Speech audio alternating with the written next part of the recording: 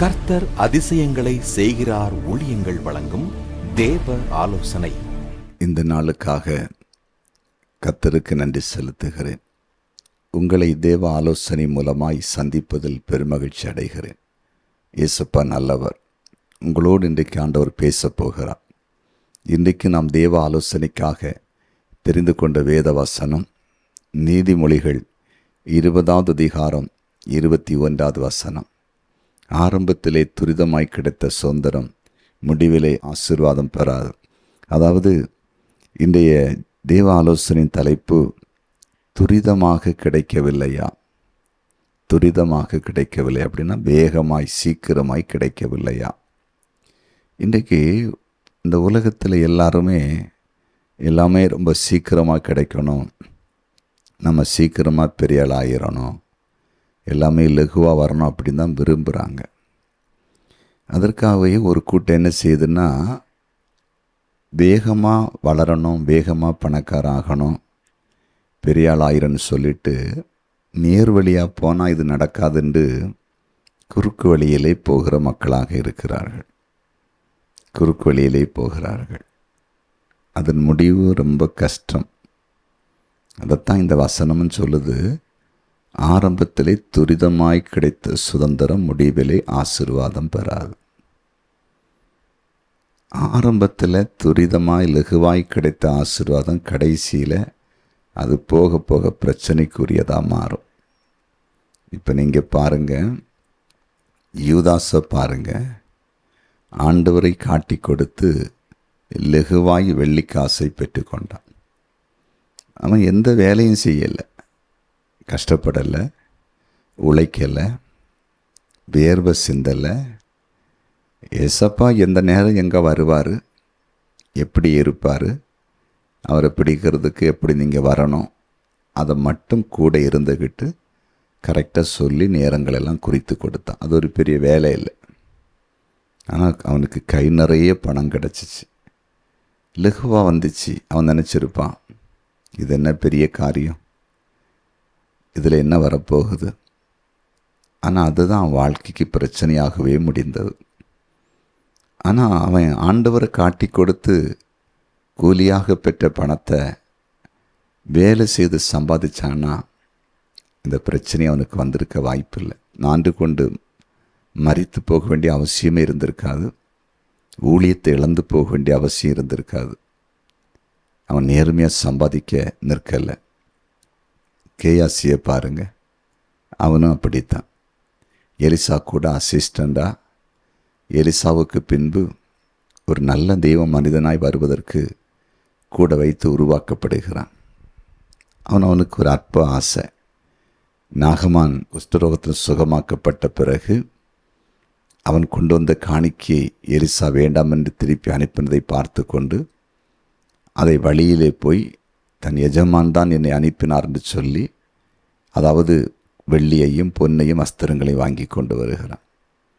அதனால் அவனுக்கு உண்டான லாபம் என்ன? நாகமானுடைய குஷ்டரோகம் அவன் மேல் வந்தது. அதான் அவன் சம்பாதித்தது. துரிதமாக சம்பாதிச்சான், ஒரு கோயிலில் சம்பாதிச்சான். முடிவு என்னது? ஆசீர்வாதமாக இல்லையே. புரிந்து கொண்டீர்களா? நீங்கள் லூக்கா 5வது அதிகாரத்தில் பேதுருடைய வாழ்க்கையை சிந்தித்து பாருங்கள். அவர் கடலிலே மீன் பிடிக்கிற தொழில் செய்கிற ஒரு மனிதன். ஒரு நாள் இரவு கஷ்டப்பட்டு கடலில் போய் வலைகளெல்லாம் வீசுகிறார். ஒரு மீனாகப்படலை. திரும்பி ஏமாற்றத்தோடு வருகிறார். வலை அலசி கொண்டு இருக்கும்போது தான் ஆண்டவராகிய இயேசு கிறிஸ்து அந்த மனிதனை சந்திக்கிறார். அந்த மனிதனை சந்தித்த பொழுது ஆண்டவர் சொல்லார், இப்போ ஆழத்தில் கொண்டு வலையை போடணும். அவன் போய் போடுறான் பாருங்க. திரளான மீன்களை பிடித்தான். ஆனால் முந்தின இரவு எவ்வளோ பிரயாசப்பட்டான் தெரியுமா? இரவெல்லாம் அவன் தூங்கவே இல்லையே.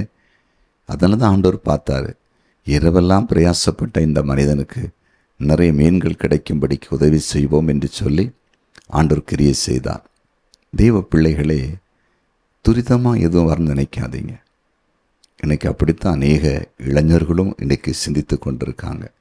வேலை செய்யாமல் சம்பளம் கிடைக்கணும், ரொம்ப கஷ்டப்படாமல் ரொம்ப பணம் வரணும். அதுக்கு என்ன வழி இருக்குது? என்ன தொழில் செய்யலாம்?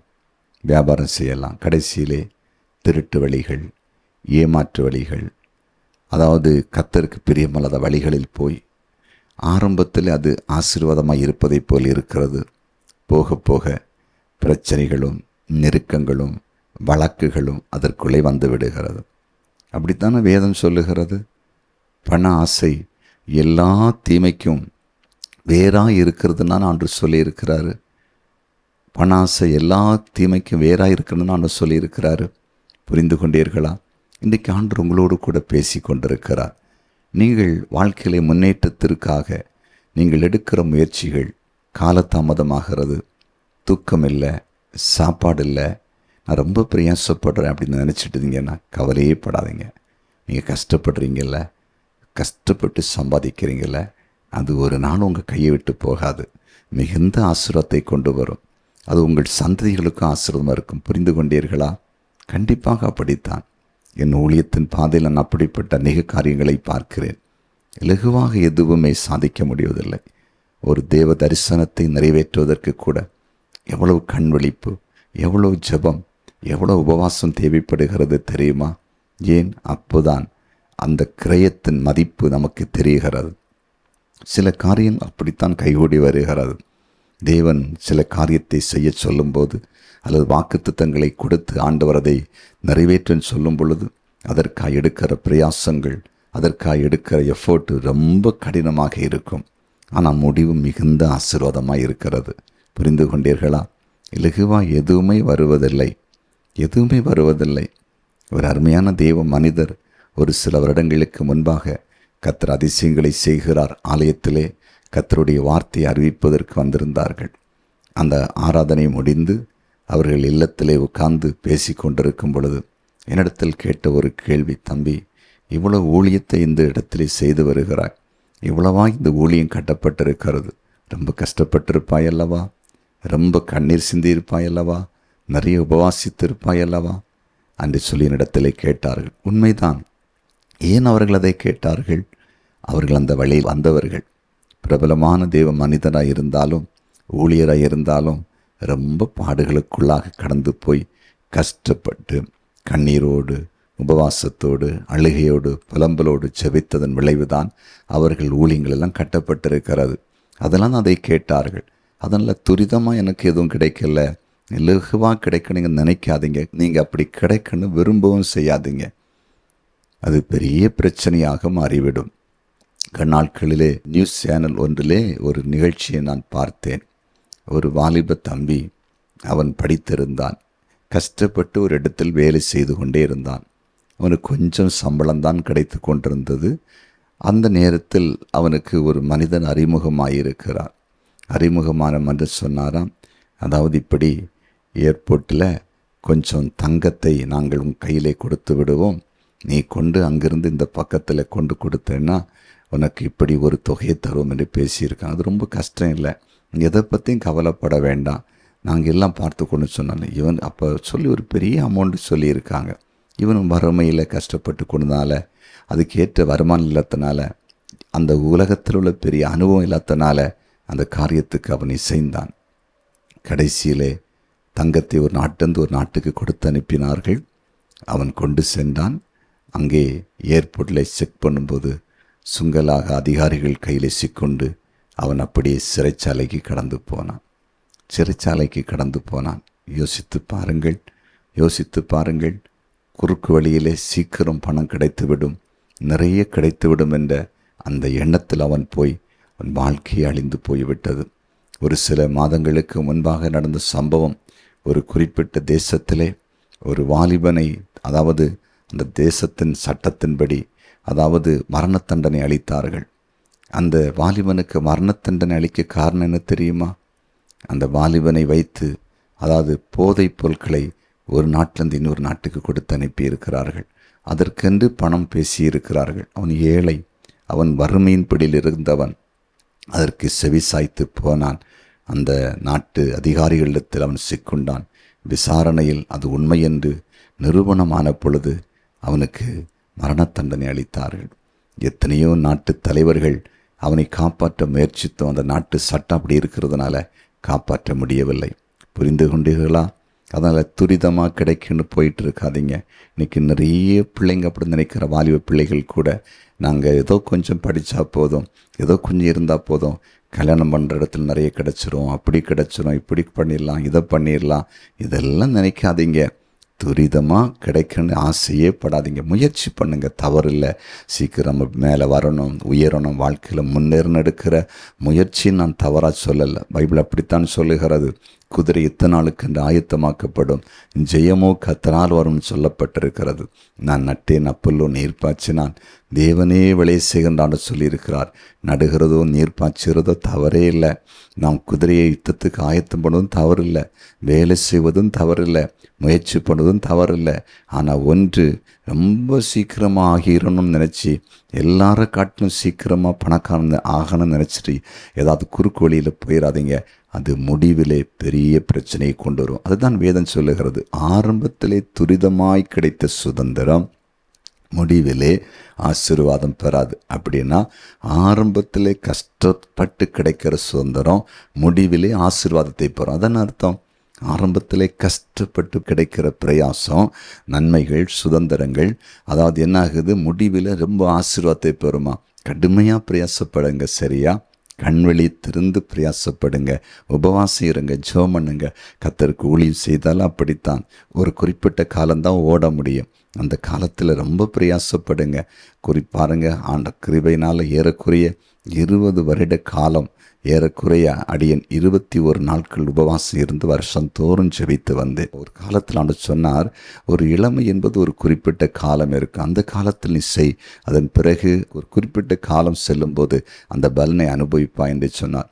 ஒரு குறிப்பிட்ட காலம் வந்தபோது சொன்னார், இல்லை, இந்த 21 நாள் உபவாசத்தை 10 நாளாய் மாற்று, அதன் பிறகு 7 நாளாய் மாற்றி. என ஏற்கனவே நீ என் சமூகத்திலே ரொம்ப பிரயாசப்பட்டு உபவாசித்து ஜெபித்திருக்கிறாய், கூட்டங்களுக்காய் ஜெபித்திருக்கிறாய், மக்களுக்காய் ஜெபித்திருக்கிறாய், ஊழியங்களுக்காய் ஜெபித்திருக்கிறாய், அதை நான் அறிந்திருக்கிறேன் என்று சொல்லி, அன்றைக்கு 21 நாட்கள் நீ உபவாசித்து ஜெபிக்கும் போது நான் செய்கிற கிரியை காட்டிலும் இப்பொழுது 7 நாட்கள் உபவாசிக்கும் போதே அதை காட்டிலும் மேலாக கிரியை செய்வேன் என்று கர்த்தர் வாக்கு பண்ணினார். அப்படியே செய்து வருகிறார். ஏன் தெரியுமா? செய்ய வேண்டிய காலத்திலே, உழைக்க வேண்டிய காலத்திலே, அதாவது பிரயாசப்பட வேண்டிய காலத்திலே பிரயாசப்பட்டதான். இன்றைக்காகையால் பிரயாசப்படாமல் இல்லை, சற்று உபவாசத்தை மட்டும்தான் கொஞ்சம் குறைக்க சொல்லியிருக்கிறார். மற்றபடி கடினமான ஓட்டங்களும் கண் விழிப்புகளும் வேத தியானங்களும் சத்தியத்தை ஆயத்தப்படுத்துவதும் கர்த்தர் கொடுத்த தரிசனத்தை எப்படி நிறைவேற்றுவது திட்டமிடுதலும் அதை நிறைவேற்றி முடிப்பதற்காய் எல்லாம் ஒருங்கிணைப்பது, பொருளாதார காரியங்களை குறித்து யோசிப்பது, அதன் கட்டமைப்பை எப்படி கொண்டு வரும் சிந்திப்பது, எல்லாவற்றிலும் வேலை பல அதிகமாக இருக்கிறதை தவிர குறையவில்லை. ஆனால் பிரயாசப்பட பிரயாசப்பட பிரயாசப்பட கர்த்தர் படிப்படியாய் ஆசீர்வாதத்து மேலே கொண்டு வந்து கொண்டிருக்கிறார், படிப்படியாய் கொண்டு வந்து கொண்டிருக்கிறார். தெய்வ பிள்ளைகளை, இன்றைக்கு உங்களோடு கர்த்தர் பேசி கொண்டிருக்கிறார். ஆரம்பத்திலே துரிதமாய் கிடைத்த சுதந்திரம் முடிவிலே ஆசீர்வாதமாய் இராது. அதனால குறுக்கு வழியில் எந்த ரூட்டிலையும் போய் ஆசீர்வாதமாய் இருப்பதற்கு விரும்பாம உண்மையாய் நேர்மையாய் கர்த்தரனை பார்க்கிறார்னு சொல்லி உங்கள் காரியங்களை நீங்கள் முயற்சி எடுங்கள். நிச்சயமாய் இன்றைக்கு நீங்கள் கஷ்டப்பட்டாலும் நாளைக்கு வரும் நாட்களில் மிகுந்த ஆசீர்வாதமாய் இருக்க போகிறீர்கள். விசுவாசிப்பீங்களா? ஜெபம் பண்ணுவோமா? ஜெபிக்கலாம். எங்கள் அன்பு தகப்பனே, உம்முடைய பிரசன்னத்துக்காய் ஸ்தோத்திரம். நீர் எங்களோடு பேசின வார்த்தைக்காக நன்றி. துரிதமாய் கிடைத்த சுதந்திரம் முடிவிலே ஆசீர்வாதம் பெறாதென்று எங்களோடு பேசினீர். அதற்காய் நீர் கொடுத்த ஆலோசனைகளுக்காய் நன்றி. இன்றைக்கு இந்த தேவ ஆலோசனை கேட்டு செபிக்கிற உம்முடைய பிள்ளைகளை கண்ணோக்கி பாரும். சீக்கிரமாய் பெரிய ஆளாக மாறன்னு சொல்லிட்டு குறுக்கு வழியில், தேவனுக்கு பிரியமில்லாத வழியில் யாரும் போகாமல் நேர்மையான வழியில் கஷ்டப்பட்டு உழைத்து ஆண்டவரே உம்முடைய பிள்ளைகள் முன்னேற கிருபை தாரும். அது பின் நாட்களில் மிகுந்த ஆசீர்வாதத்தை கொண்டு வரட்டும் என்று ஜெபிக்கிறேன். நீர் ஜெபத்தை கேட்டீர். ஸ்தோத்திரம். இயேசுவின் நாமத்தில் பிதாவே. ஆமேன், ஆமேன், ஆமேன்.